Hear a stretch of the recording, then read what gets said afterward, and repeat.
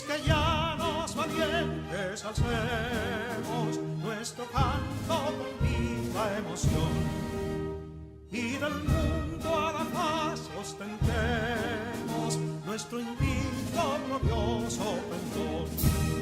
Salve el pueblo que intrépido y fuerte a la guerra a morir se lanzó, cuando en bélico reto de muerte sus cadenas de esclavos rompió.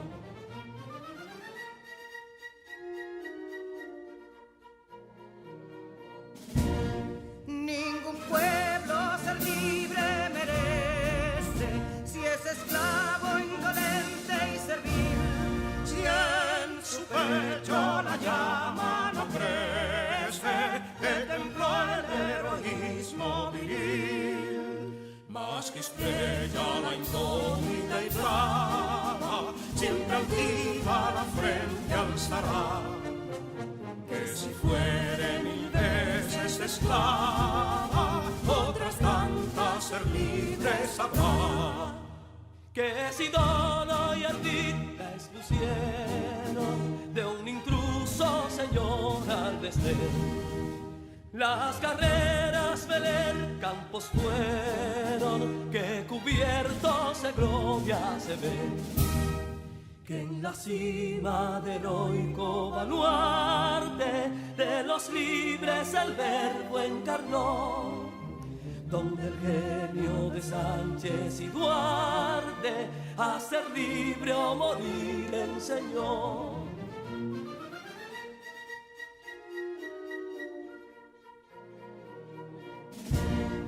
Y si pudo inconsulto caudillo de esas glorias el brillo empañar, de la guerra se vio en Capotillo la bandera de fuego ondear.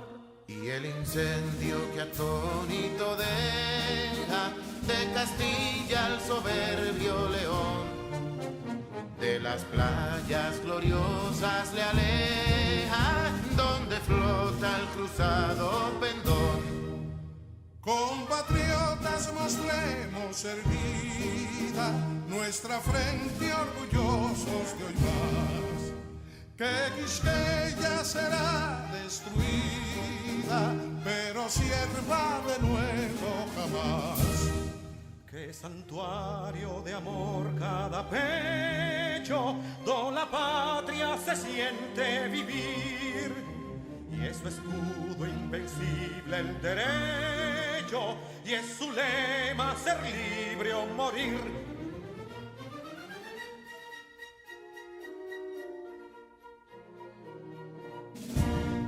Libertad que aún se yergue serena, la victoria en su carro triunfal, y el clarín de la guerra aún resuena, pregonando su gloria inmortal. Libertad, que los ecos se agiten mientras llenos de noble ansiedad nuestros campos de gloria repiten. Libertad, libertad, libertad.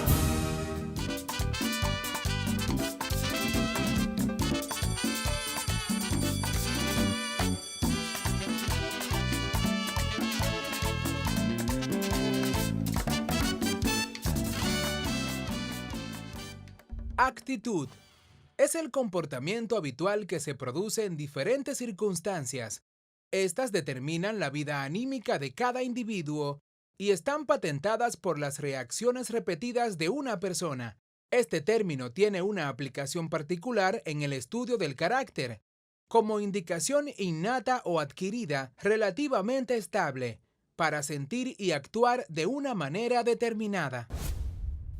Estoy convencida de que actitud y actitud positiva es lo que necesitamos para seguir creciendo en el aprendizaje.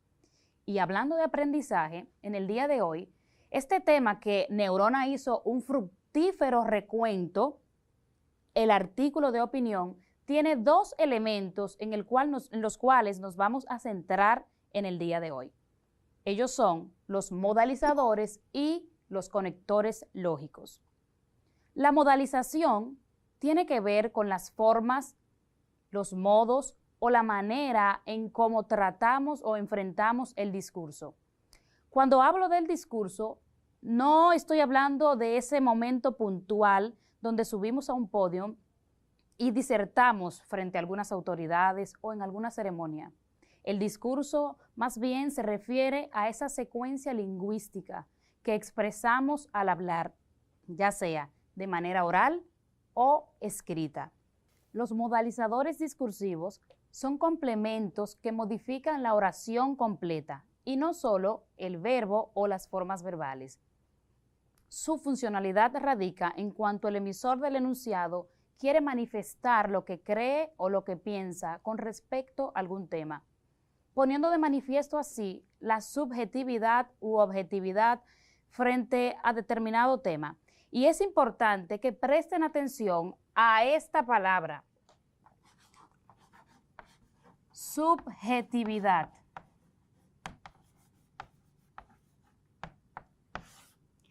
Recuerden que la subjetividad tiene que ver con mostrar tu punto de vista.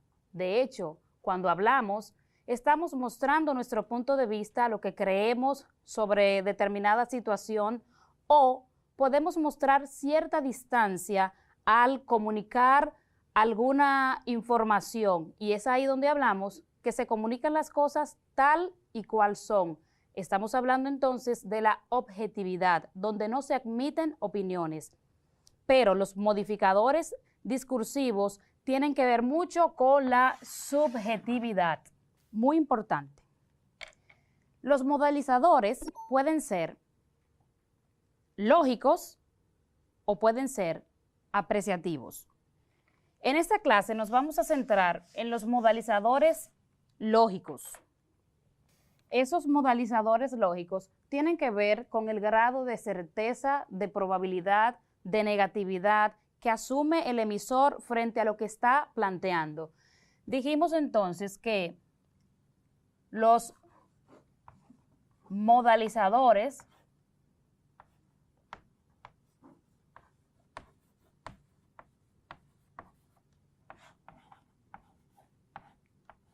lógicos pueden ser de probabilidad,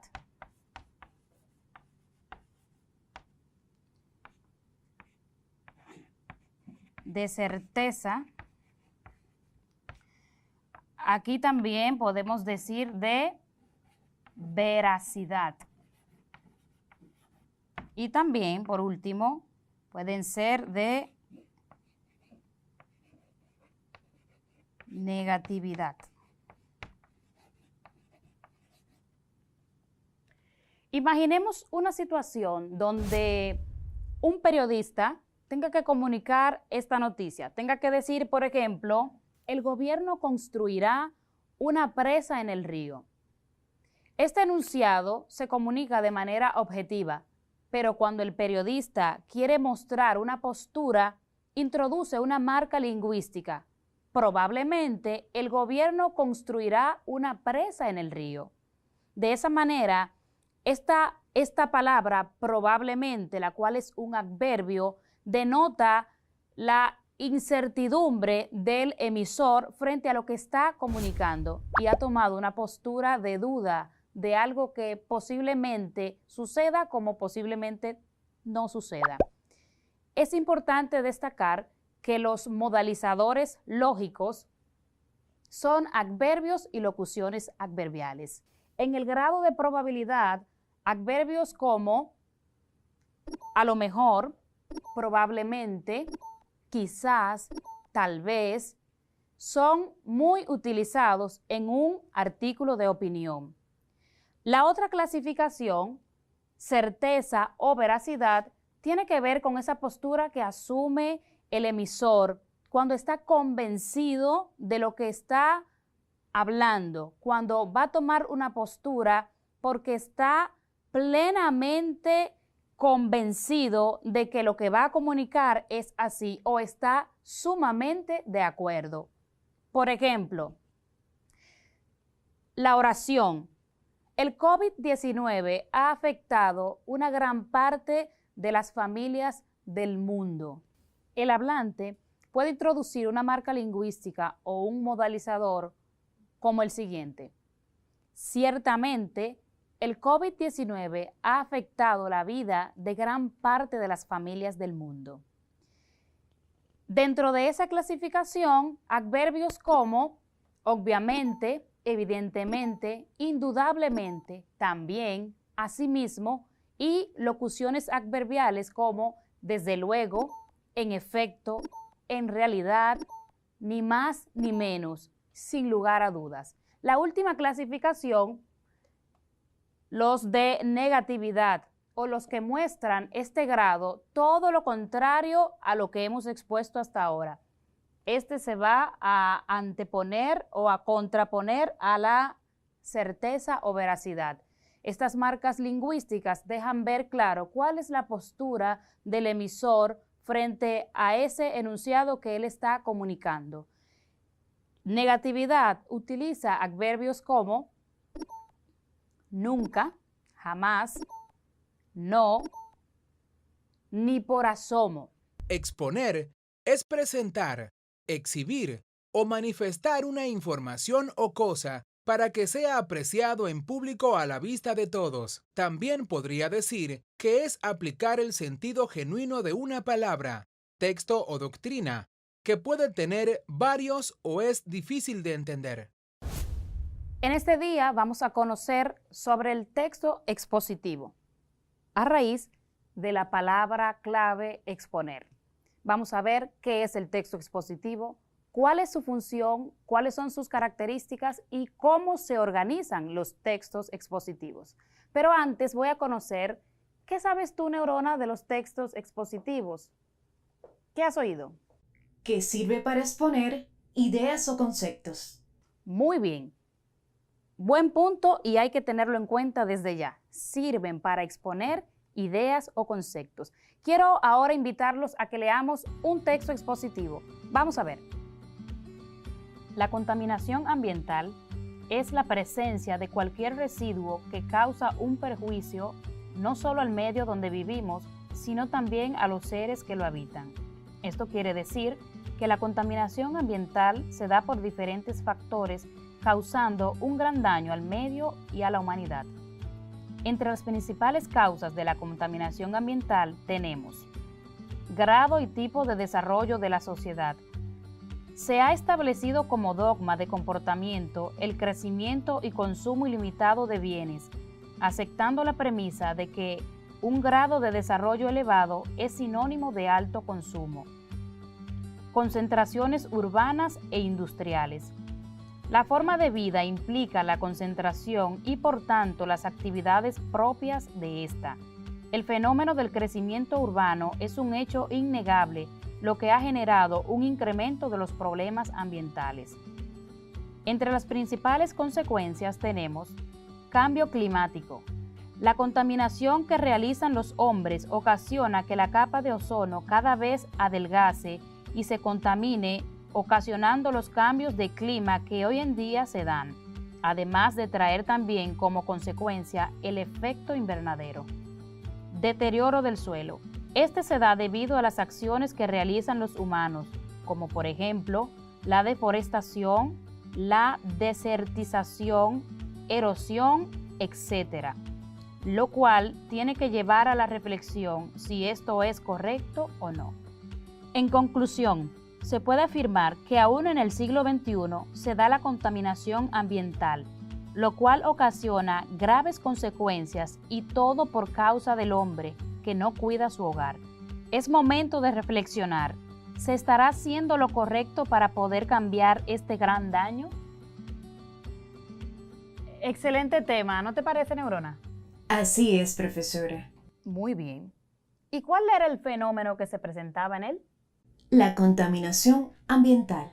Correcto. ¿Te diste cuenta cómo estaba organizado? Entiendo que presenta un orden de causa y efecto. Correcto. causa y efecto, un tipo de organización donde se analizan las causas de un fenómeno o problema y luego se presentan los efectos que éste produce.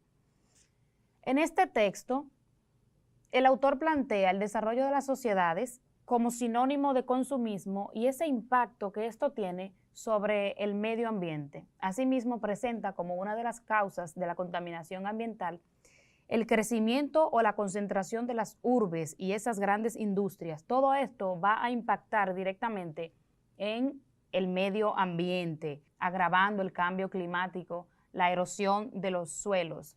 El autor nos hace allí una invitación a reflexionar sobre el accionar del ser humano, que éste entienda que la tierra no es solamente su casa, también es el hábitat de muchos animales y plantas. Ahora, Neurona, que hemos leído este texto, un texto expositivo de modo de organización, causa y efecto, vamos a adentrarnos ahora entonces en lo que es el texto expositivo. El texto expositivo. Un texto expositivo es aquel que proporciona información sobre un tema.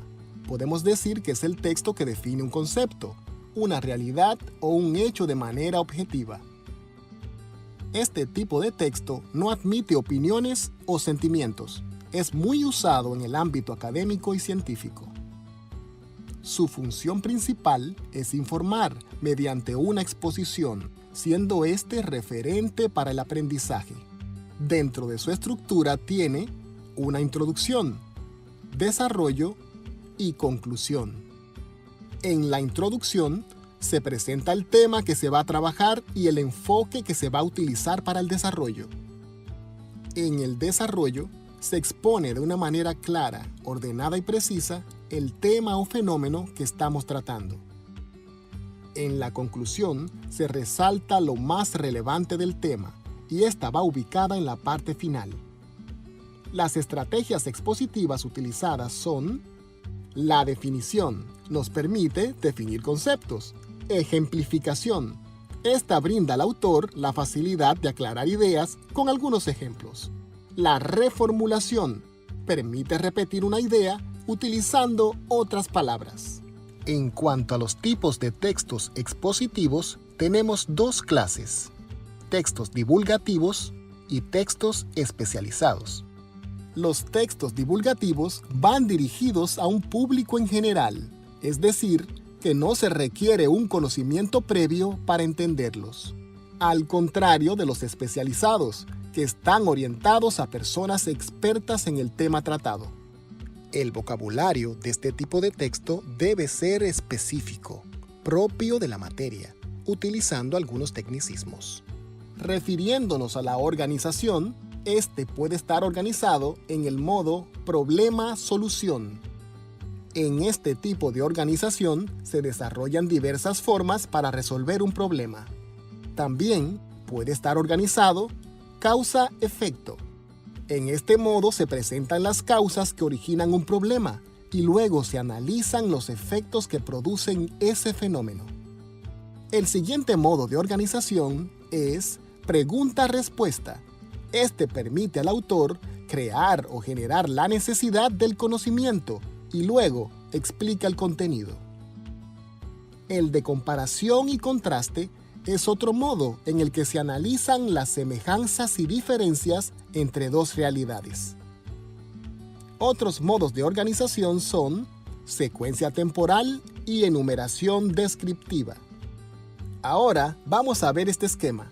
Tres características importantes de este tipo de texto son: número 1. La redacción debe estar en tercera persona del plural y singular.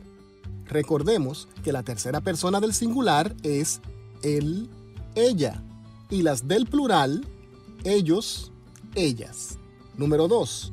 Este debe ser objetivo, lejos de las opiniones y sentimientos del autor. Número 3. El lenguaje debe ser claro y preciso. Energía. Es la capacidad de los cuerpos para realizar un trabajo y producir cambios en ellos mismos o en otros cuerpos, También este se refiere a la capacidad inherente que tienen los cuerpos para realizar un trabajo, movimiento o cambio que conlleva a la transformación de algo. Así es, la energía es importante para nuestro cuerpo. ¿Sabían por qué el cuerpo humano necesita energía? Pues porque la utilizamos para caminar, para correr, para movernos, para respirar, incluso para crecer y para madurar nuestros tejidos, hasta para la producción de la leche materna, porque la energía es el combustible que nos ayuda a vivir y a ser productivos. Todos los procesos celulares de nuestro organismo requieren energía para llevarse a cabo. Neurona, ¿podrías decirnos de dónde obtenemos la energía que necesitamos nosotros los humanos? De los alimentos. Así es. Las necesidades de energía están satisfechas cuando el consumo de alimentos es adecuado.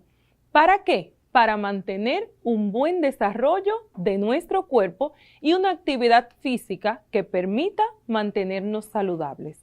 Para poder tener energía, debemos consumir alimentos que sean saludables, balanceados y variados, porque estos nos darán los nutrientes que necesitamos para así poder satisfacer las necesidades de nuestro organismo.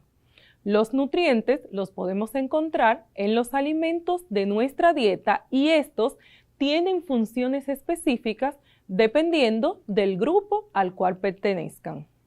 Entonces, para el día de hoy aprenderemos la importancia de una alimentación saludable. También conoceremos el concepto y la importancia del ATP o adenosín trifosfato y asociaremos las calorías con los alimentos para así poder aprovecharlos en nuestra vida cotidiana. Conozcamos entonces algunos grupos de alimentos. Primero tenemos los carbohidratos, que estos son la mejor fuente de energía que nos permiten un crecimiento adecuado y nos permiten también realizar actividades físicas y mentales. Ejemplos de alimentos ricos en carbohidratos son el brócoli, la banana, que también es conocida como guineo, y los cereales blancos, como el arroz y las pastas. Alimentos ricos en fibra son un grupo de alimentos que nos ayudan a combatir el estreñimiento y las enfermedades intestinales. Son muy importantes. En ellos podemos mencionar el trigo y el apio. También hay alimentos ricos en grasa, los cuales nos llenan de energía y forman debajo de nuestra piel una capa para conservar el calor. Pero algo que debemos tomar en cuenta es que deben ser grasas saludables, como el aceite de oliva y el aguacate, que son alimentos ricos en grasa saludable. Además, las nueces y almendras.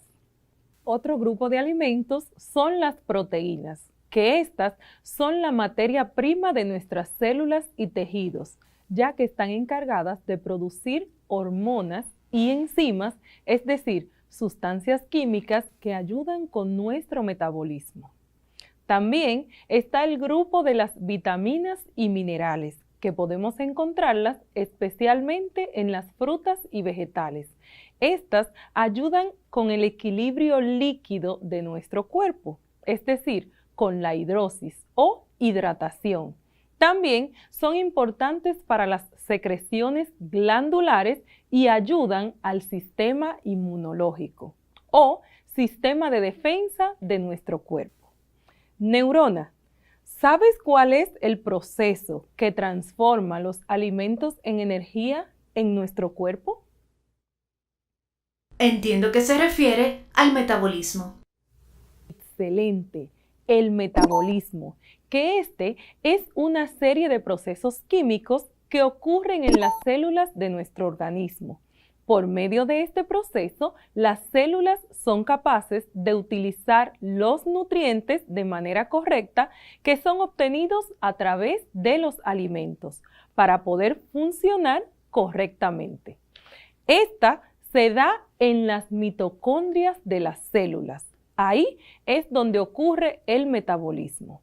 Ahora bien, es a través de una sustancia que se llama ATP o adenosín trifosfato. ¿Qué es esto, neurona? Espere, estoy buscando en mi base de datos. Ya lo tengo. Es una molécula de alta capacidad que almacena la energía que se necesita para realizar casi todas las actividades diarias que se realizan.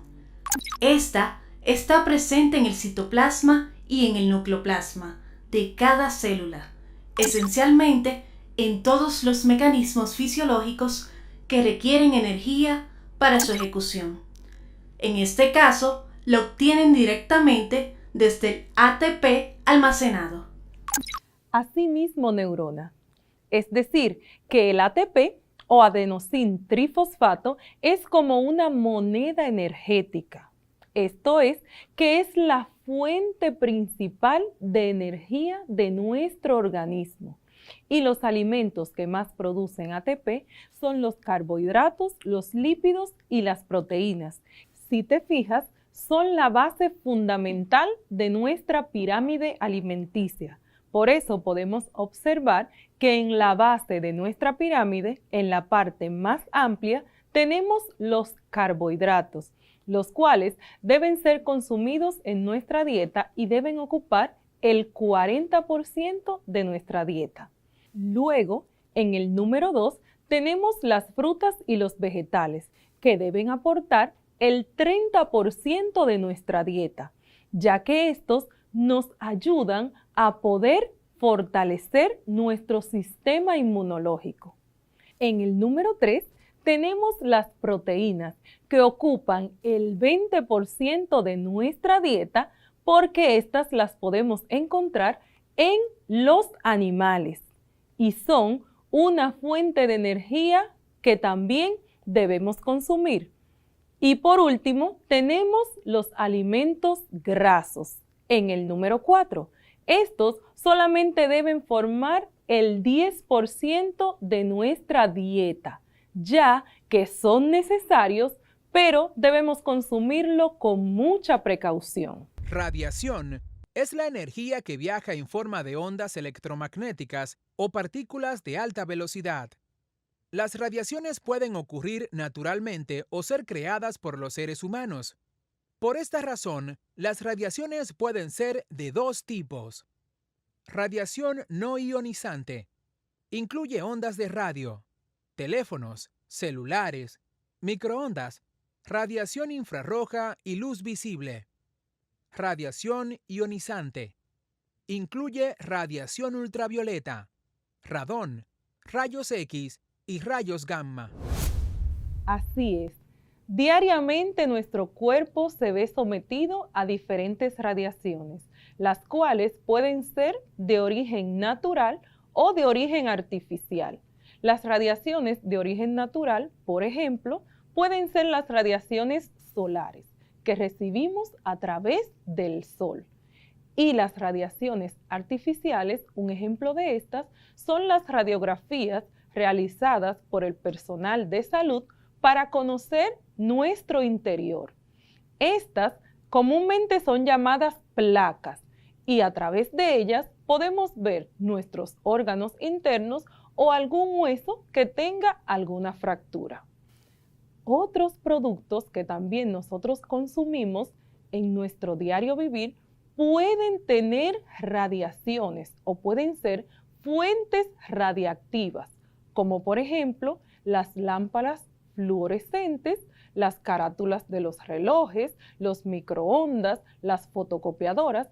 A través de todos estos equipos nosotros podemos recibir radiaciones. Pero el día de hoy nos vamos a enfocar específicamente en las radiaciones solares.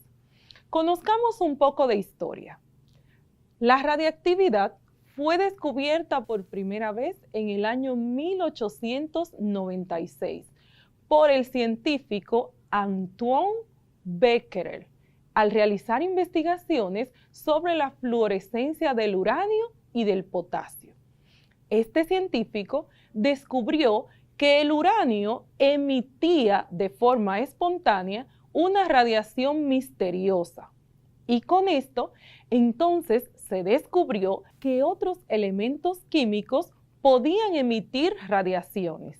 Por ejemplo, Pierre y Marie Curie, una pareja de esposos científicos, descubrió el radio y el polonio, que son dos elementos químicos que también emiten radiaciones. Esto ocurrió en el año 1898 y de ahí ellos fueron los primeros que acuñaron el concepto de radiactividad.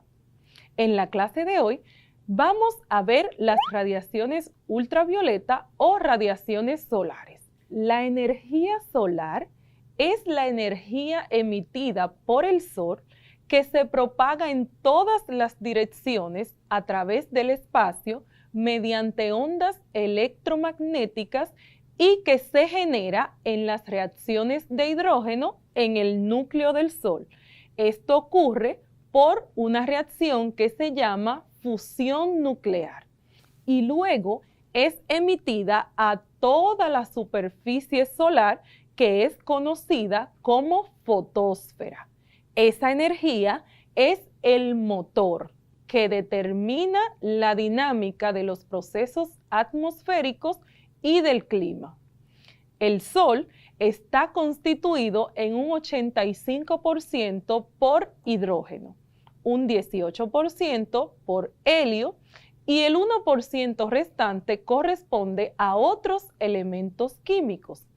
En el núcleo solar, a millones de grados Celsius, se producen continuamente reacciones termonucleares que transforman ese hidrógeno en helio y de ahí se desprende una inmensa cantidad de energía hacia toda la superficie solar o fotosfera. Te invito a que realices el siguiente experimento para comprobar así la importancia de la energía solar para las plantas. Lo que necesitarás para este son dos plantas iguales. Una de estas la vas a colocar en un lugar donde esté expuesta a la energía solar. Y la otra planta la colocarás en un lugar oscuro donde no tenga acceso a la energía solar o que tenga muy poco acceso a la misma.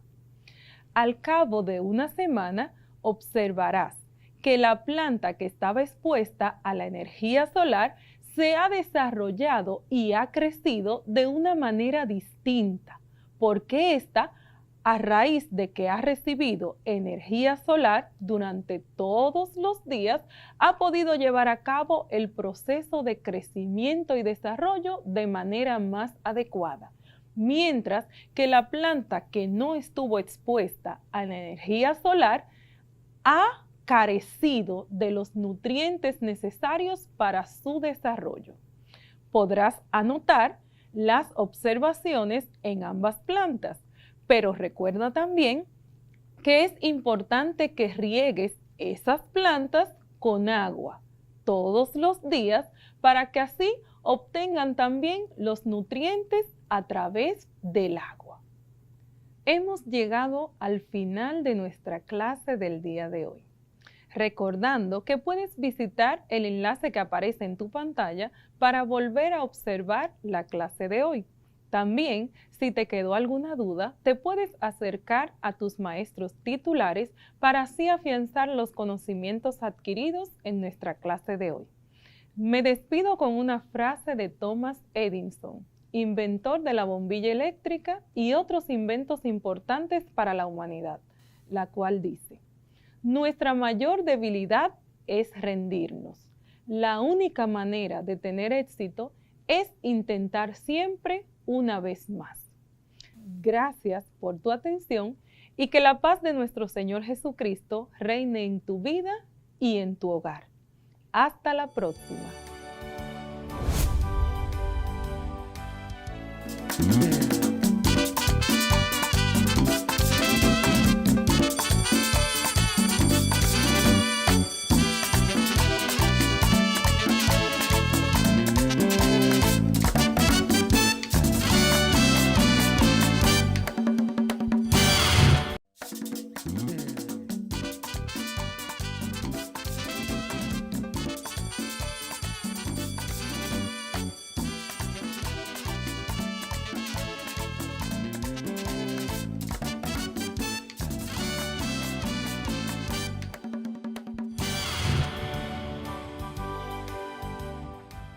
is an adjective or noun that can be used to express that something is very important or necessary.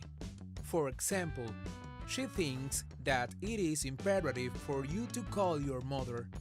But also, the imperative can be used as the form that a verb or sentence has when it is expressing a command, order, give instruction, give advice, and others. For example, make your bed is in the imperative.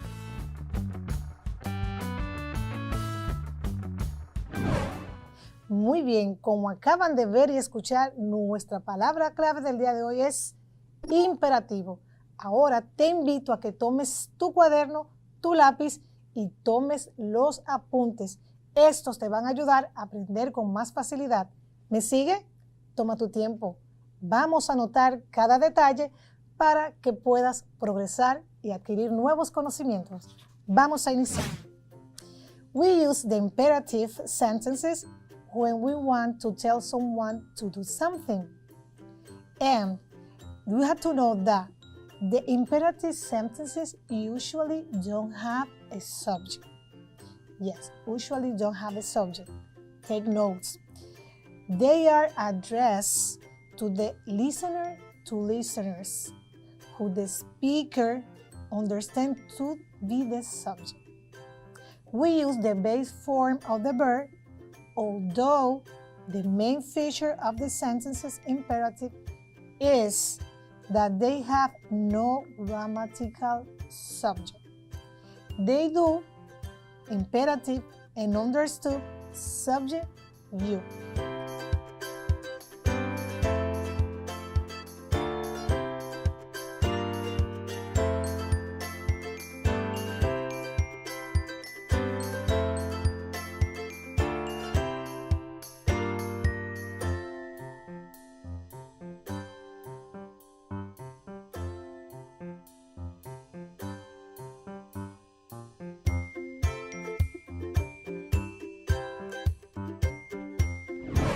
Espero que estés tomando notas y ahora vamos a ver unos ejemplos de dónde y cómo se puede usar la forma imperativa. Sí, debes continuar apuntando uno a uno.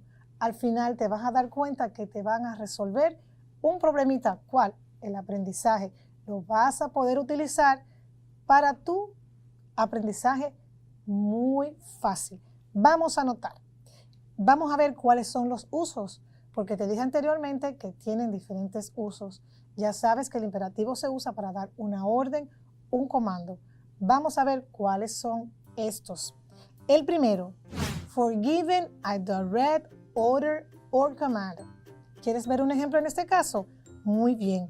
Brush your teeth.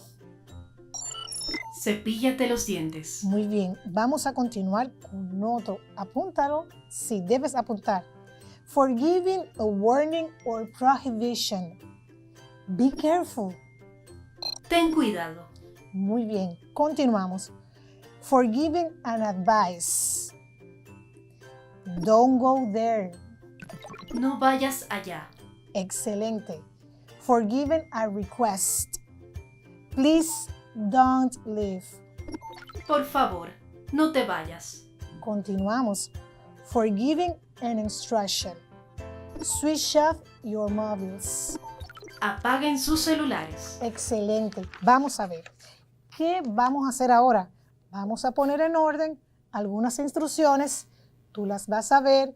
Toma tu lápiz, toma tu cuaderno, escucha, observa muy bien qué va primero, qué va después. Vamos a poner en orden. ¿Qué te parece, Neurona? ¿Te animas? Claro que sí. Pues voy a leerles las oraciones y luego me vas a decir cuál va primero, cuál va después. Vamos a leer la instrucción para que te ubiques. Put the following steps in order based on how to use a TV. ¿Qué vamos a hacer? Poner en orden unas oraciones para usar un televisor. Vamos a leer la primera. Turn on the TV. Prende el televisor. Muy bien. Find your favorite channel. Encuentra tu canal favorito. Plug in the TV. Conecta el televisor. And watch your favorite program. Mira tu programa favorito. Tenemos 4 oraciones. We have 4 sentences. Now you have to order in a correct way. Vas a ordenar en una forma correcta. Neurona, ¿ya has identificado cuáles son esas que van en orden? ¿Ya te atreves a decirlo? Deme un momento, profesora. Muy bien, usted también en casa, tómate tu tiempo y vamos a ver el orden correcto. Ya la tengo. Muy bien, adelante, Neurona. Number 1. Plug in the TV. Okay, Number 2. Turn on the TV. very good. Number 3. Find your favorite channel. Mhm. Number 4. Watch your favorite program. Very good. So, the answers are number 1, plug the TV. Number 2, turn on the TV. Number 3, find your favorite channel. And number 4, watch your favorite program. So, the numbers are 2, 3, 1, and 4. Very good. Reading is the process of looking at a series of written symbols and getting meaning from them. When we read, we use our eyes to receive written symbols, letters, punctuation, marks, and spaces. And we use our brain to convert them into words, sentences, and paragraphs that communicate something to us.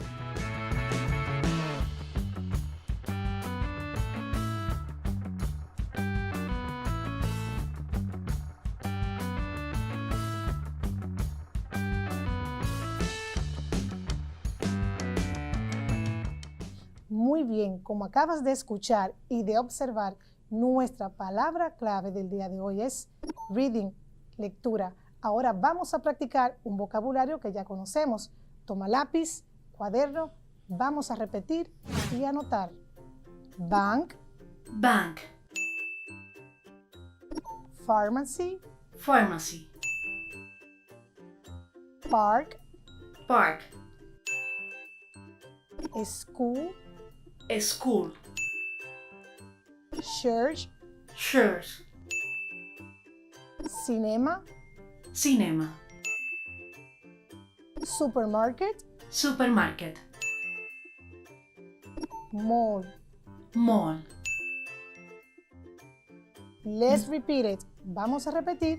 Ahora la vamos a ver en inglés y en español. Tienes tiempo. Toma tu lápiz, toma tu cuaderno y vamos a volver a repetir. Vamos a ver. Bank, Banco. pharmacy, Farmacia. park, Parque. school, Escuela. church, Iglesia. cinema, Cine. supermarket, Supermercado. mall. Centro comercial. Vamos a continuar practicando con la lectura. Recuerda que leer es divertido. Neurona, ¿lista? Estoy lista. Muy bien. Vamos a hacer este true or false. True or false. ¿Verdadero o falso? Observa bien y vamos a ver cuáles son las respuestas. Laura is from Los Angeles town. It's true. Yes, it's true because Laura is from Los Angeles town. Next, this is the first time John visits Los Angeles. True. Yes, it's true. It's the first time that John visits Los Angeles. Next, to get the park from the bus stop, you walk 1 block and turn left. False. Yes, it is false because to get the park from the bus stop, you walk 1 block and turn left. Walk a straight 6 blocks and turn left. Walk another 2 blocks and you will see the park on the left. Next, getting to the mall from the park is easy. True. Yes, it is true. Because getting to the mall from the park is very easy. You have nothing to do. Okay, and the last one, to get the cinema from the mall, you have to walk 8 blocks and cross the street. Repeat it, the last one. To get the cinema from the mall, you have to walk 8 blocks and across the street. Is false. It is false. Why? Because to get the cinema from the mall, you had to walk 8 blocks and cross the street. Walk 4 blocks and turn right. Then walk 5 more blocks and the cinema is on the right side. Very good job. Excelente. ¿Lo hiciste? Muy bien. Habiter, c'est avoir son domicile dans un lieu quelconque, y résider, faire sa demeure quelque part. Par exemple, habiter à la campagne, en ville, dans un quartier. Vivir es residir, tener su domicilio en un lugar, hacer su morada en algún lado. Por ejemplo, vivir en el campo, en la ciudad, en el barrio. Et maintenant, pour décrire notre quartier, nous pouvons utiliser l'expression il y a. Para describir nuestro sector, barrio, ciudad, podemos utilizar la expresión il y a. Hay. Acompáñame a la pizarra, por favor. Bien, si observa aquí, usamos la expresión il y a. Alors, nous avons il, il, y, a. Très bien. ¿Qué significa esto en español? Hay. Sé que en tu pregunta puede salir, y si hay más de un lugar, por ejemplo, escuela, si hay 2 o 3, sigue siendo lo mismo. Si tú observas en español, tú dices, hay una escuela, hay 100 escuelas. No hay cambio ni singular ni plural. Es decir, no importa el número en esto. Por ejemplo, decimos une école, ¿okay? Une école, una escuela en singular o singulier. Bien. Et puis nous disons 5 épiceries au pluriel, 5 colmados. Vamos a ver la frase ahora, la oración. Il y a une école. Hay una escuela. Podría yo decir, dans mon quartier, il y a une école. En mi barrio hay una escuela, en singular. Observe aquí en esta expresión. Il y a 5 épiceries, au pluriel, ¿no? ¿Ok? Hay 5 colmados. ¿Has observado que en el singular como en el plural usamos la misma expresión hay? Así que cuando vayas a hacer la descripción, no importa si vas a decir un solo lugar, un solo parque. Il y a 2 o 3 o más. Il y a. Bien, quiero que observes estos ejemplos aquí. Bien. Dans mon quartier, il y a une école publique. Dans mon quartier, il y a une école publique. En mi barrio hay una escuela pública. Otro ejemplo. Vamos con este otro ejemplo. Mon quartier est très bruyant. il y a 5 épiceries. Mi barrio es muy ruidoso. Hay 5 colmados. Voilà. Et maintenant, si vous avez observé, nous avons aussi utilisé le verbe être à la 3e personne du singulier au présent simple. Verbe être au présent simple, 3e personne du singulier. Est. E, est, te. Por ejemplo, le quartier est propre.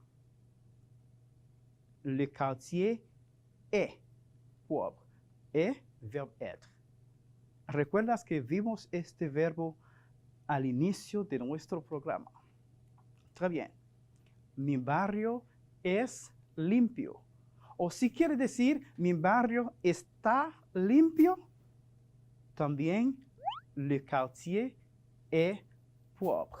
Mon quartier est propre. Autre exemple, c'est un quartier très pollué. C'est un quartier très pollué. Aparece también el verbo être a la 3e personne du singulier. Es un barrio muy contaminado. Es un barrio muy contaminado. Profesor, Oui, me gustaría añadir un ejemplo. claro, ¿cómo no? Mon quartier est calme. Très bien, mon quartier est calme. Son quartier est calme. Su barrio, su sector es calmado. Très bien. Et c'est se déplacer d'un lieu à un autre, se rendre quelque part. Par exemple, je vais au restaurant. Il a aussi le sens de se porter, être dans tel état de santé. Par exemple, comment allez-vous? Je vais très bien. Ir es moverse de un lugar a otro, ir a alguna parte. Por ejemplo, voy al restaurante. También se usa en francés para hablar de su estado de salud. Por ejemplo, ¿cómo allez-vous? Que interpretado al español es ¿cómo está usted? Je vais très bien. Estoy muy bien. Et maintenant, nous allons conjuguer le verbe aller au présent simple. Vamos a conjugar el verbo aller en presente simple. Répète après moi, s'il te plaît. Je vais. Je vais. Tu vas. Tu vas. Il va. Il va. Elle va. Elle va. Nous allons. Nous allons. Vous allez. Vous allez. Ils vont. Ils vont. Elles vont. Elles vont. Très bien. Yo voy. Tú vas. Él va. Ella va. Nosotros vamos. Ustedes van o vosotros vais. Ellos van. Ellas van. Et maintenant, nous allons voir quelques exemples. Vamos a ver unos ejemplos. Tu atención, por favor. Je vais à la bibliothèque. Yo voy a la biblioteca. Nous allons au cinéma. Vamos al cine. Elle va à l'école. Ella va a la escuela. Tu vas aux toilettes. Vas para el baño. Vous allez au zoo. Ustedes van al zoológico. Ils vont à l'épicerie. Ellos van al colmado. Très bien. Ahora, tú conoces las siguientes expresiones. Sí. Par exemple, comment ça va? Ça va bien. Comment allez-vous? Je vais bien. Comment vas-tu? Je vais très bien, merci. Où vas-tu? Je vais à l'épicerie, aux toilettes, etc. Si has observado en todas estas expresiones que ya tú habías utilizado en varias ocasiones, en ellas está el verbo aller conjugado en presente simple. Et maintenant, écoute attentivement ce dialogue et réponds par vrai ou faux. Ahora, escucha este diálogo y responde verdadero o falso, vrai ou faux. Bonjour, où vas-tu? Bonjour, je vais au parc. Et toi? Moi, je vais à l'église. À bientôt. Au revoir. Maintenant, tu as déjà écouté notre dialogue. Ya has escuchado el diálogo. Responde vrai ou faux.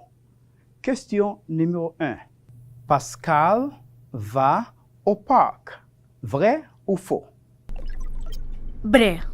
Vrai. Très bien. Numéro 2. Julie va à l'hôpital. Vrai ou faux? Faux.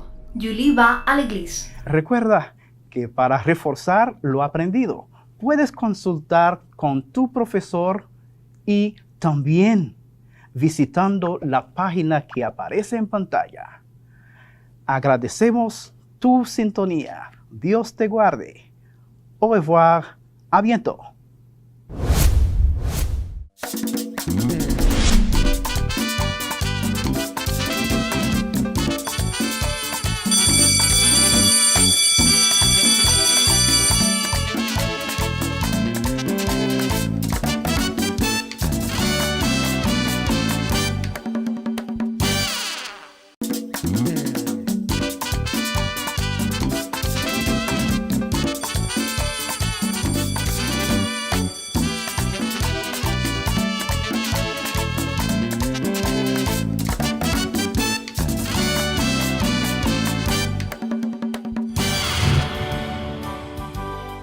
Una ecuación lineal es una igualdad matemática entre dos expresiones algebraicas, denominadas miembros, en las que aparecen elementos conocidos y desconocidos, denominados variables, y que involucra solamente sumas y restas de una variable a la primera potencia. Por ejemplo, 2x menos 3 igual 3x más 2 es una ecuación lineal o de primer grado. Lineal es un término que se utiliza mucho en matemática y este va a tener relación con el contenido que nosotros vamos a trabajar hoy. El contenido de hoy es resolución de ecuaciones lineales. Sí, de ecuaciones lineales. Recuerda que Neurona ya nos explicó un poquito sobre lo que son las ecuaciones. Nos decía que una ecuación son dos expresiones algebraicas unidas por el signo de igualdad y que ellas tienen una incógnita. También nos recordaba que una ecuación tiene dos términos, un primer término que está antes del signo de igualdad y un segundo término que está después del signo de igualdad. Fíjate que desde el siglo XVII,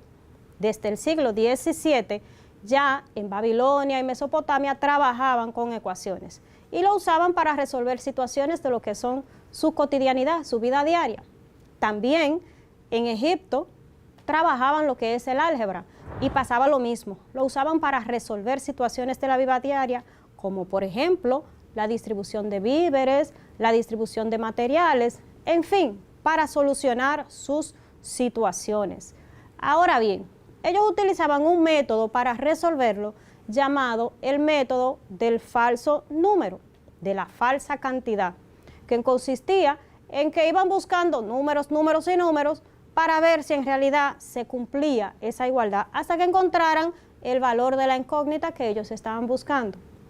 Luego, en el siglo I ya de nuestra era, los chinos escribieron un libro. En este libro ellos podían describir varios métodos para lo que es la resolución de ecuaciones.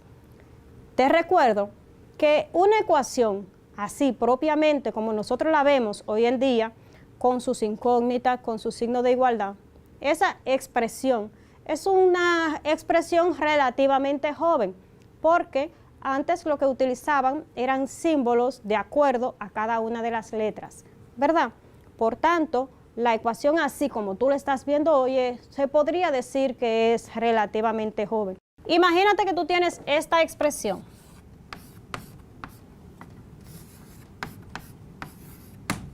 (3x menos 6 igual 0). Eso es una expresión, es una igualdad, perfecto. Pero también es una ecuación. Ya eso lo habíamos visto en clases anteriores, ¿lo recuerda, verdad que sí? Muy bien. Aquí tengo mi primer término y tengo mi segundo término. Para resolver ecuaciones lineales existen diferentes métodos, pero antes te voy a recalcar por qué se llama ecuación lineal. Se llama ecuación lineal porque el mayor exponente que tiene la variable es el 1. ¿Eso lo recuerdas? El mayor exponente que tiene la variable es el 1. Por eso le llamamos ecuación lineal. Si yo quisiera realizar la gráfica de esta ecuación en un plano cartesiano, pues me saldría una línea recta. De ahí viene su nombre, de lineal, porque viene de línea recta, su gráfica. Una ecuación lineal tiene una sola solución. ¿Y cómo nosotros encontramos la solución? Bueno, existen diferentes métodos para encontrar lo que es la solución de una ecuación lineal. Uno de ellos es el método del deshacer. O sea, se descompone totalmente lo que es la ecuación. Existe otro método llamado el método de la transposición de términos, que ese lo vamos a ver un poquito más adelante. Pero ahora nos vamos a centrar en el método del tanteo. Sí, el método del tanteo consiste en nosotros tomar varios números y verificar con cuál de ellos se va a cumplir esa igualdad que yo tengo ahí. Vamos a ir tomando números en diferentes números de manera aleatoria, diferentes números, y vamos a verificar con cuál de ellos es que se va a cumplir la igualdad. Es muy parecido al ejercicio que hiciste, al juego, ¿lo viste? ¿Qué tú hiciste con el juego? Fuiste probando números, hasta que te dio el que tú querías, hasta que te dio el resultado que tú querías. Aquí lo hacemos igual, vamos a ver. 3x menos b es igual a 0. Es una expresión de la forma ax más b igual a 0. En lenguaje algebraico, una ecuación lineal se define así. Ax más b es igual a 0. Recuerda que el lenguaje algebraico es bastante general.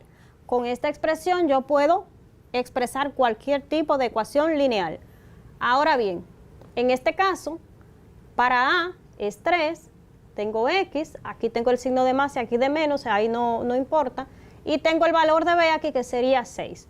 Para yo establecer esto, vamos a decir que vamos a tomar los números de manera aleatoria, 1, negativo 2 y 2. Vamos a tomarlo. Comenzamos. Tengo la expresión. Vamos a decir que para x igual a ¿cuánto? Mi primer valor, 1. Si tengo que para x igual a 1, donde esté x voy a sustituir por el valor de 1. Sencillo, ¿verdad? Y resuelvo la operación que se me presente. Por tanto, tendría 3, abro paréntesis. Es bueno siempre tener ese paréntesis ahí, para que un término no se te vaya a mezclar con otro, un elemento no se te vaya a mezclar con otro, y así cuando tengan signo diferente no te vas a confundir. Entonces, en vez de x voy a poner el 1 menos 6 igual 0. ¿Qué hice? Fíjate, 3, 3. X, ya dijimos que x vamos a probar con el valor de 1. Entonces, x, 1, menos, 6, 6, igual y 0 y 0. Lo único que cambié ahí fue el valor de x. Y resuelvo lo que dice ahí. Tengo una multiplicación, sería 3 por 1, 3, menos 6, sería igual a 0. Vamos a ver. Tengo 3 positivo menos 6 igual a 0. Entonces, ¿qué tendremos aquí? Tengo 3 positivo debo 6, ¿verdad?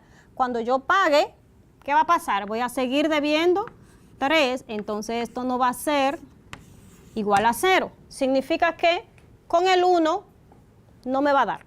Bien, con el 1 no me va a dar, no me da esa igualdad. Probamos ahora con negativo 2. Para x igual a negativo 2.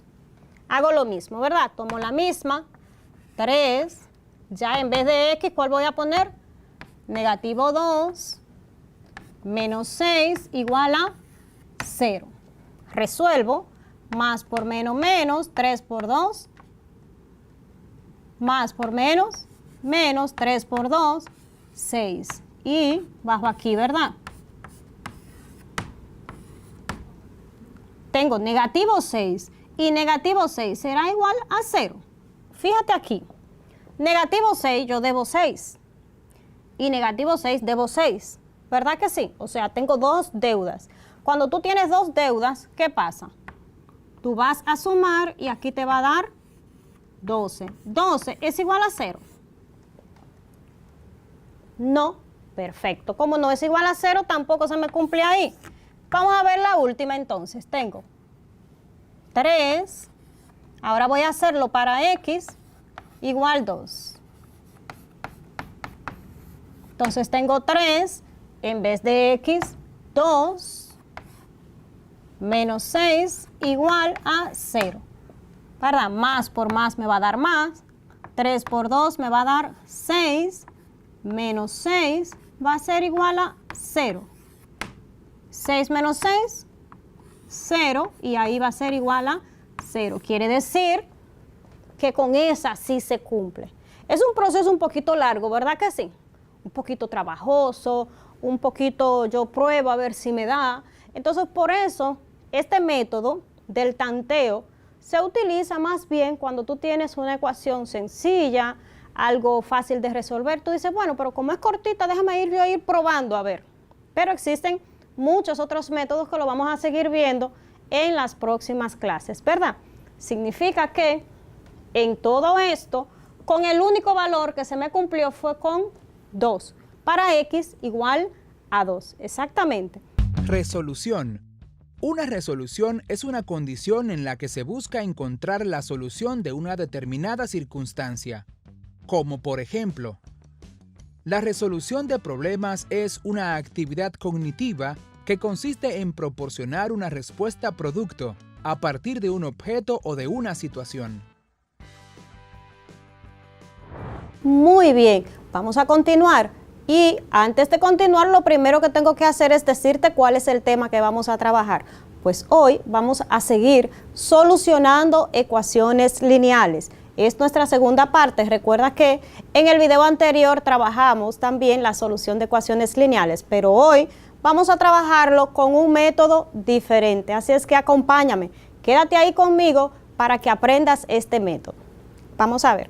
En la clase anterior, como nos decía Neurona, una ecuación lineal la habíamos trabajado, que es del tipo ax más b igual 0, en donde tenemos un primer término y un segundo término. Eso ya tú lo manejabas, ¿verdad que sí? Claro. También habíamos dicho que a, en esa expresión, a tiene que ser diferente de 0, no puedo tener un 0 ahí delante. Y que b puede ser cualquier número real. ¡Qué bien! Eso es así. También dijimos en ese video y en esa clase pasada que una ecuación lineal se le llama lineal porque cuando graficamos vamos a tener una línea recta en el plano cartesiano y que va a tener una sola solución, una ecuación lineal. Todo eso lo trabajamos la clase anterior. De hecho, resolvimos algunos utilizando lo que era el método del tanteo. Hoy vamos a solucionar ecuaciones utilizando otros métodos, pero antes vamos a asegurarnos de que nos sabemos muy bien cuáles son las propiedades que tienen las ecuaciones y la resolución de ecuaciones. Vamos a ver cuáles son esas propiedades. La primera me dice que si sumamos o restamos una cantidad miembro a miembro, o sea, de ambos lados del signo de igualdad, nosotros vamos a mantener una igualdad, o sea, la ecuación no se va a alterar. Pasa lo mismo cuando yo multiplico o divido miembro a miembro de cada lado, ¿verdad? Sí, al primer miembro y al segundo miembro. Cuando yo multiplico o divido también, esa igualdad se va a mantener, esa ecuación no se va a eliminar. Simplemente se va a convertir en una ecuación que va a ser la que nosotros vamos a trabajar ahora. Vamos a ver, observemos aquí. Cuando tú tienes una ecuación, recuerda que trabajamos la igualdad, ¿verdad que sí? Perfecto. Cuando tú tienes una ecuación y tú sumas de un lado y del otro una misma cantidad, se va a mantener. Si tú lo restas, también. De igual manera, si lo multiplicas o lo divides. A eso es que se refieren esas dos propiedades. Me va a hacer mucha referencia y me va a servir de mucho el tener en cuenta las operaciones inversas o las operaciones opuestas. En nuestro lenguaje cotidiano, tú dices, bueno, si yo tengo blanco, el opuesto de blanco es negro. Si tengo alto, el opuesto de alto es bajito y así sucesivamente, ¿verdad? También aquí nosotros vamos a trabajar con las opuestas. El opuesto de una suma, que sería una resta, el opuesto de una multiplicación, que sería una división y así sucesivamente. Eso nos va a ayudar mucho con lo que es la solución de ecuaciones. Bien, organiza 4 nueves. 4. 1, 2, 3, 4, 9. De manera tal que cuando tú realices las operaciones, tu resultado sea 100. Bien, imagínate que tú tienes 4 números 9. ¿Qué tú vas a hacer? Vas a organizarlo de manera tal que poniéndole las operaciones necesarias, cuando tú realices, eso te tiene que dar 100. ¿Listo? Perfecto, ya lo entendiste. Entonces vamos a ver, contamos 5 segundos para que comiences a trabajar. Vamos, adelante.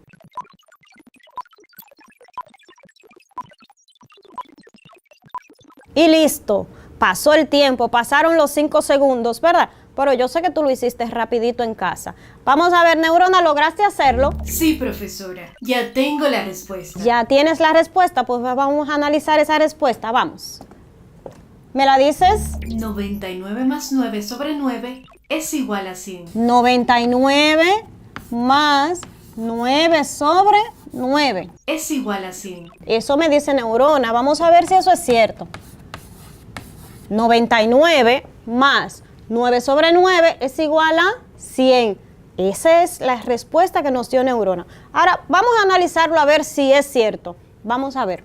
Tengo 99 más 9 noveno es igual a 100.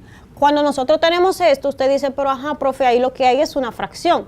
Sí, eso es cierto, tenemos una fracción, pero es una fracción con numerador y denominador igual. Bien, tiene esa característica, numerador y denominador igual. Por tanto, esa fracción va a ser igual a 1. Otra manera de decirlo es que toda fracción me indica una división. Por tanto, puedo decir 9 entre 9 y me va a dar a 1. También lo puedo simplificar y decir novena de 9, 1 y novena de 9, 1. De todas maneras que lo ponga, te va a dar 1. Por tanto, eso sería 99, aquí me da 1, sería igual a 100. ¿Verdad que sí? Ajá, sencillito. No te salió muy difícil en el día de hoy. Te traté un poquito suave. Toma esos ejercicios y compártelo ahí con tus compañeros para que también ellos sigan aprendiendo igual que tú. Gobierno. Según la Real Academia de la Lengua Española, es el órgano superior del poder ejecutivo de un Estado o de una comunidad política constituido por el presidente y los ministros o consejeros. Además, es el régimen político basado en la soberanía nacional, asentado en una constitución que define y articula los poderes del Estado. ¿Qué ocurre? Cuando nosotros hablamos de gobierno, de momento pensamos en el presidente o pensamos en los funcionarios. Esa idea es muy buena porque gobierno hace referencia directamente a la estructura política dentro del sistema, aquellos que llevan las riendas de la nación. Podríamos decir que nosotros también somos parte de ese gobierno, porque dentro de la estructura democrática somos quienes, por medio del sufragio, decidimos quién estará ahí representándonos y administrando los bienes de la nación. Ocurre lo siguiente: el gobierno de una colonia, ¿cuál es? El gobierno de ese país o nación que les coloniza. No tiene un gobierno en sí mismo auténtico, sino que depende directamente de ese país o nación que le ha colonizado. Como decíamos, nosotros en su momento también fuimos una colonia. Es por eso que hay que pensar qué se hacía en ese tiempo cuando éramos colonia y qué pasó que posibilitó que nosotros dejásemos de ser colonia. Incluso aquí se hicieron tratados en ese tiempo que nosotros fuimos colonia. Algunos tratados que en su momento estudiaste en la escuela. Profesor, sobre esto tengo la siguiente información. A ver, ¿cuál sería? Que España y Francia se disputaron el control de la isla, produciéndose varios tratados. Exactamente, pero vamos a ver, esos tratados tienen un nombre. ¿Cuáles son esos nombres? El Tratado de Aranjuez. En este acuerdo se establecieron los límites fronterizos de la colonia francesa y la española, y se delimitó la frontera entre los territorios coloniales oriental y occidental de la isla de Santo Domingo.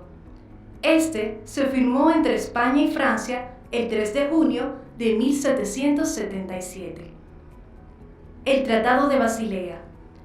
Este ocurrió el 22 de julio de 1795, mediante el cual España entregó a Francia la colonia de Santo Domingo. Este posicionó a Francia jurídicamente como quien tenía el control y era dueña de toda la isla. ¡Wow! Eso quedó interesante. Unos apuntes magníficos. Fíjate, esa bella porción de tierra, nuestra isla, está dividida en dos. En cada parte, hoy tenemos una nación diversa.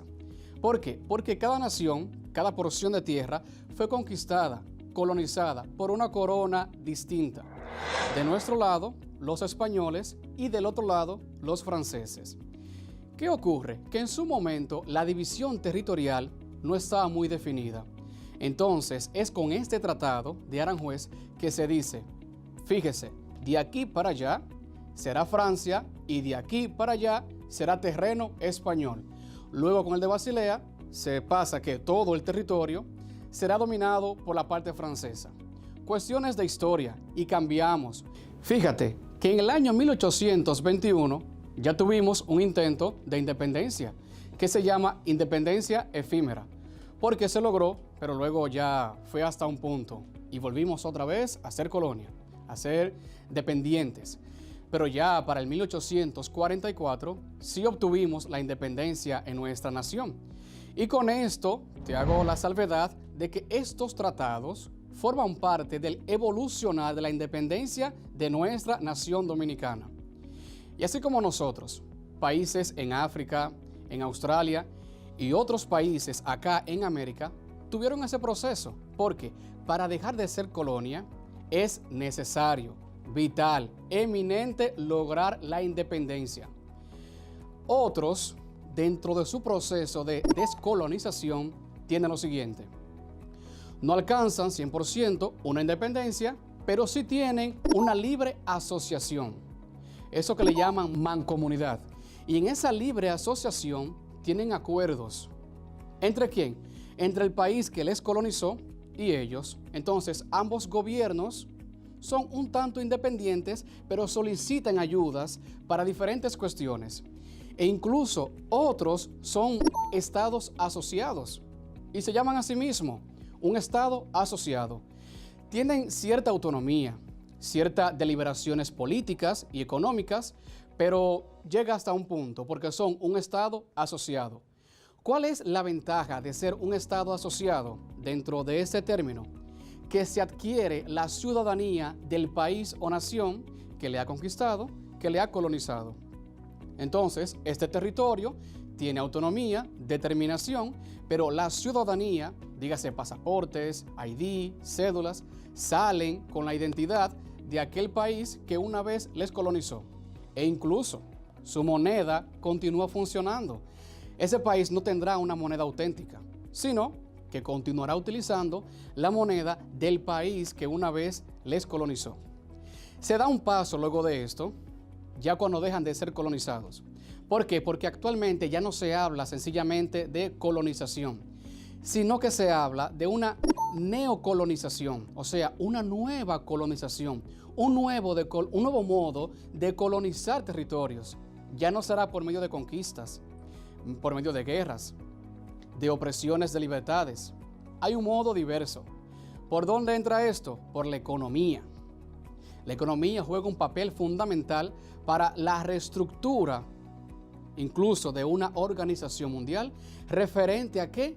A la autodeterminación y autodominio de una nación. Y ahí entra la neocolonización, una nueva manera. ¿Y qué se hace?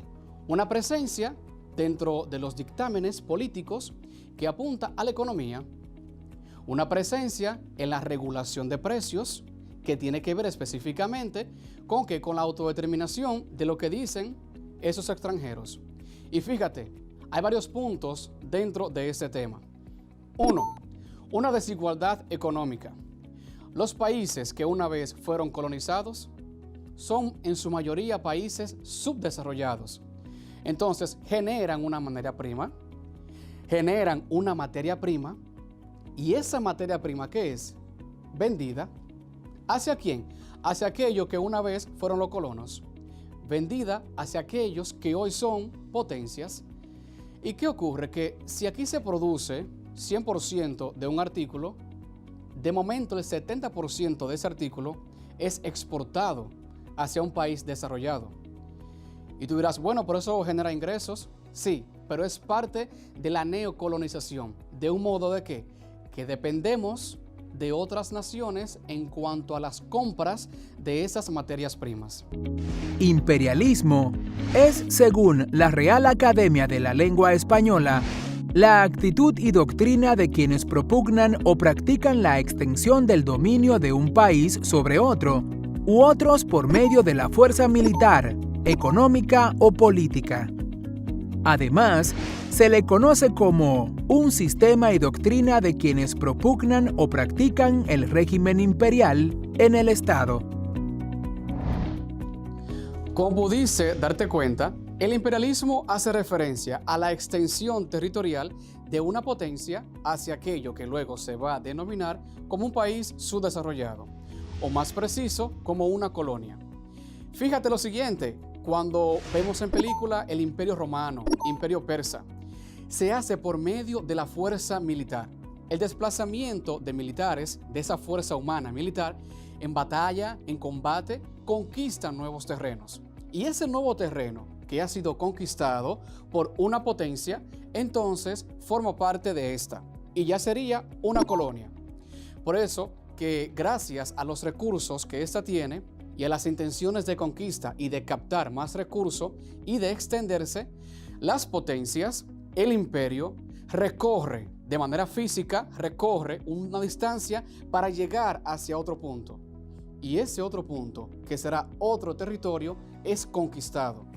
Resulta que esa colonia, que es conquistada, tiene la particularidad, en antiguo, que se convertía ¿en qué? En esclavos. Entonces, acá te digo que esa colonia no tenía los derechos de quienes vienen del imperio. Esa colonia no goza con el derecho de aquellos que son ciudadanos de la potencia que les ha conquistado. De ese modo es que en nuestra historia, en gran lapso de esto, incluso en tiempo medieval, todas esas colonias estaban sometidas bajo la esclavitud. Luego llega un punto de que se llegan a acuerdos y muchas de ellas alcanzan independencia, también por medio de batallas y de guerras, pero otras por medio de acuerdos. Bien, lo esencial es que en su momento el imperio, cuando conquista, tiene la intención de extender su territorio. Dimos un paso y dijimos que se habla de un nuevo imperio, una nueva manera de colonizar otros territorios. Ya no tan solo de manera física, de manera de desplazamiento de una tropa militar, sino que por medio de la influencia económica, política de esos gobiernos.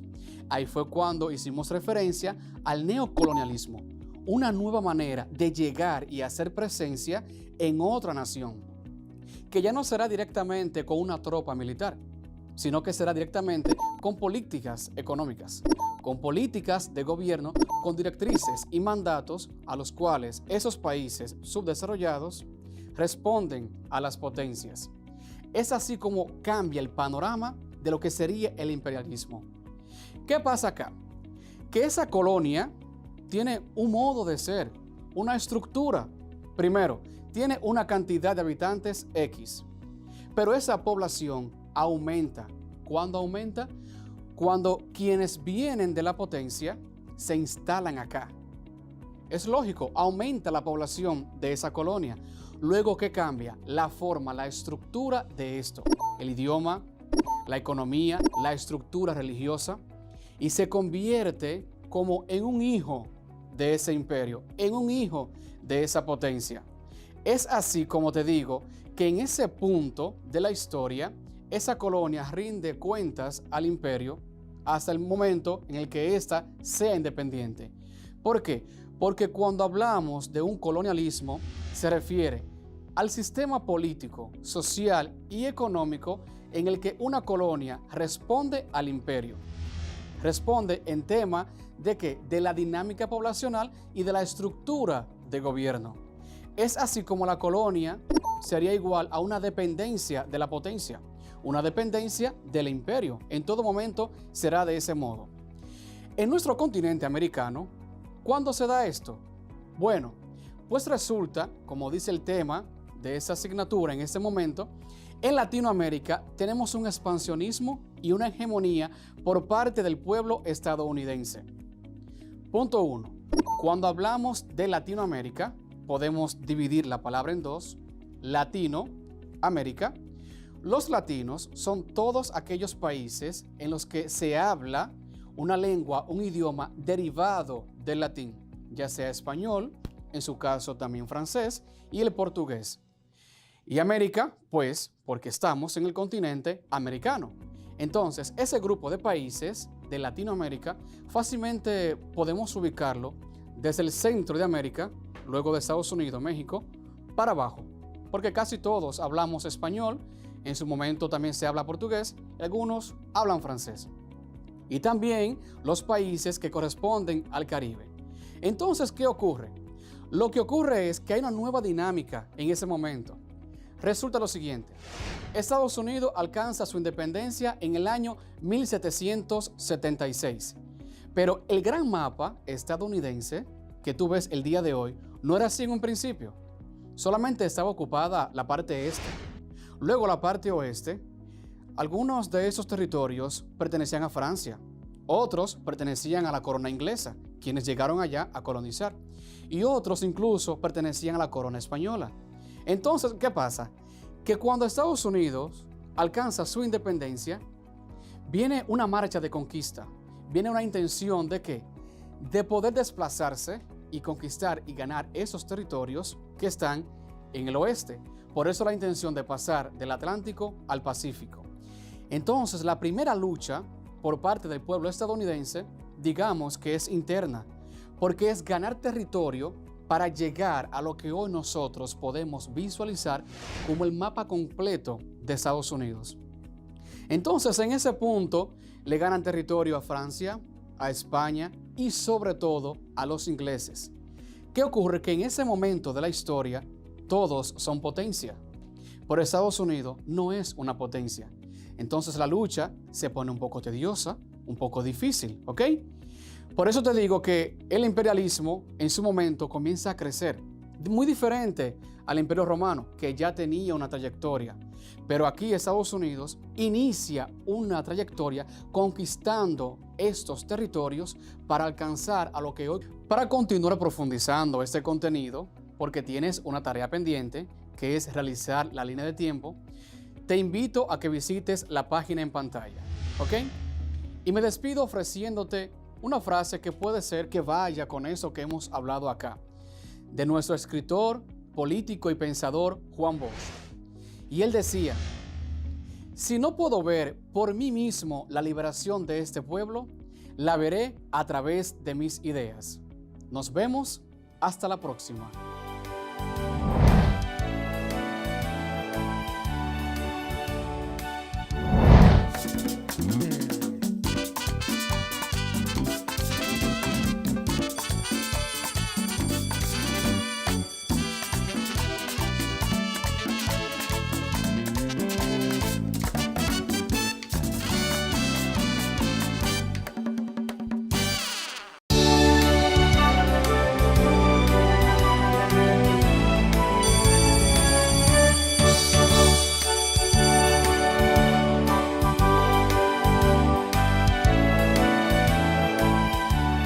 Espero que las clases del día de hoy hayan sido de tu agrado, que hayas tomado notas o apuntes de los temas más relevantes del día de hoy. Recuerda tener tus útiles organizados y en un lugar visible para mayor facilidad a la hora de tus clases. También recuerda respetar las normas establecidas para preservar la salud, como cuáles: mantener el distanciamiento, lavarte las manos varias veces al día y usar tu mascarilla facial. Recuerda también contactar a tu maestro del aula, quien está esperando para aclarar tus dudas y tus inquietudes. Y con esto te digo que nos vemos en la próxima entrega.